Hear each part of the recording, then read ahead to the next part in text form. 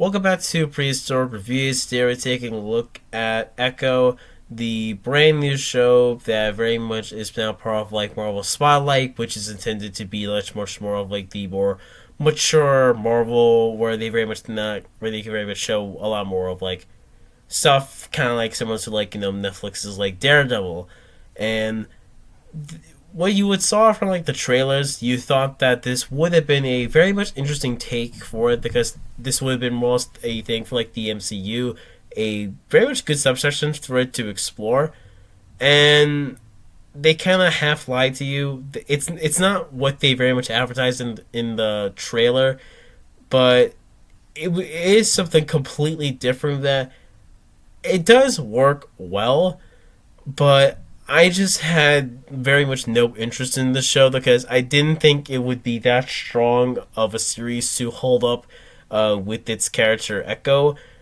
It goes even much more far beyond that, like she's like even remotely deaf, that she can't communicate. It's just that what can you tell within her story that would make it sound interesting? And I think the stuff with the Kingpin, at least I think at least that stuff like almost holds up, but a lot of it very much does focus on her relations to the Choctaw people and like her family, and very much how it's like echoes of like the past that are like trying to help her, and how that she very much is trying to is in this two she's stuck in two worlds, that's like both like the crime world and like her home life of where she used to actually be, and she's kind of just trying to like fight between those two and see which one where she actually does actually belong. It's very much a very standard Disney Plus show, and I feel like that this was a big fat lie to it because what they advertised in the trailer was far from different from what Echo where it was supposed to be.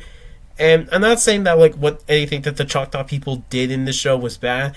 Like far from it. I think they actually did very much fine with it. They very much did what they can. They very much how to make it all connect within the like Echo story.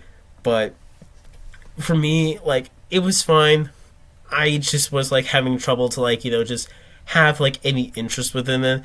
Kingpin, I think for the most part, I think he very much does well. It's Vincent D'Onofrio. I'm literally only knowing about this Kingpin from the Netflix list, of which I never actually had watched before. So I only saw him in the Hawkeye, which this was Echo was like the bad guy in Hawkeye, but like now she has her own show with the Kingpin. This is kind of just like continuation off of like that for the most part, and it's hard to say that it's like bad because I think this is at least far better than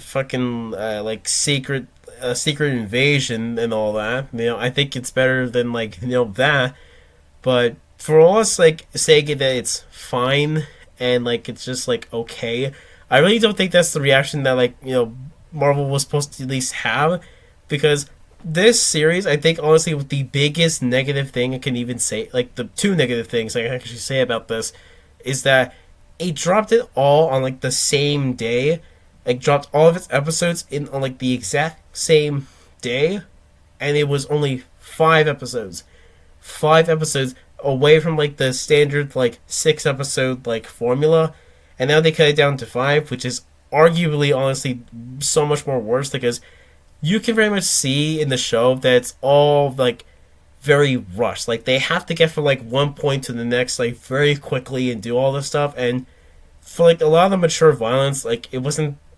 too gory or too mature violence. It was just all tame and very sparsed out.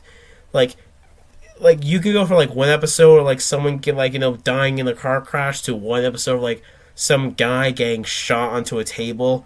And then the other one is just you just see Kingpin being up an ice cream man, and it's all sparsed out just in very few episodes. And I feel like they just don't go all the way. Most of the fighting choreography I think is very well done for the most part. I think it's all fine. There were some instances where I think it was a bit too a bit too clunky for me, for at least like in the when like her first fight within like before like Daredevil like came in, and then there was like a whole sequence like the train, which like I'm gonna be honest, I think I'm starting to like notice at least a little bit of like the green screen effects and all that, because it started to stand out a lot more obvious to me than it did to other people, and I don't know if like my eyes were just like playing a trick on me, or that it was like starting to become that noticeable. But it was not my favorite sequence. Like I'm gonna be honest, it really wasn't. I think Echo as a character, I think she's actually like very good. I think she at least is a lot more better of like being of a like a villain trying to be a hero sort of thing, done a little bit more better for the most part, and so she very much has that in my regard.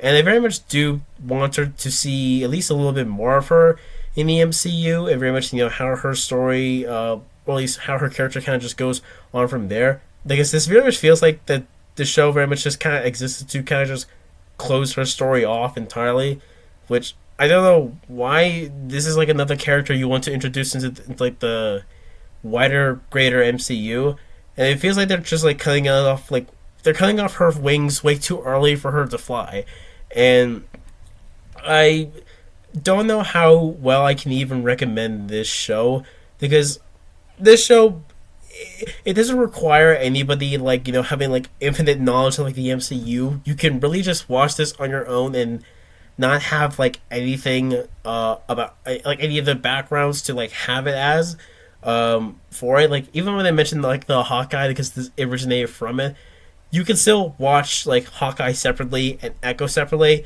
Though if you do it both together, it's kind of like a back to back of sorts. So you can there's your little fun little thing you can do. Um, but aside from just like that, this how for as impactful for this show to be in like the whole grand scheme of the MCU, I really don't think it's gonna be that impactful, considering how there's almost like barely any buzz about the show to begin with. I really don't have a lot of high hopes for this show to be on people's radar. In fact, I think this is like much more deader than like JoJo's Part 6 when it like came out, despite having a lot of hype. This had no hype, uh, not a lot of attention, and not a lot of people very much caring about it. And which is kind of sad, because I mean, like I feel like it should have like be able to done so much like more they originally would have been, but we didn't got that. We kind of just got a standard show for it that just shows like murder every once in a while. So, um, plugging this thing into a rating, I'm giving this thing a nice like 45. Like no, I'm sure about 45. I'm giving this thing like a third, like a 30%, a 35%. Honestly, like I don't. It's not bad, but I would have just preferred something a little bit more better in that case. And I don't think I'm going to be going back to the show anytime soon. If you liked it, it's okay if you did like it. Me personally, I was just having so much trouble to kind of just like put my interest and care for it, and it just kind of just never came in or never came out for the most part. So that's Echo, and that's about the end of the review. Bye bye.